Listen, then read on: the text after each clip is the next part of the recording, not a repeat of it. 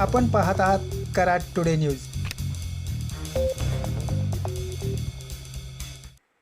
पुणे बेंगलोर राष्ट्रीय महामार्गावर कराडच्या कोल्हापूर नाका येथे नवीन 6 पदरी उड्डाणपुलाखाली गेल्या काही दिवसांपासून पारध्यांनी वास्तव्य केले होते।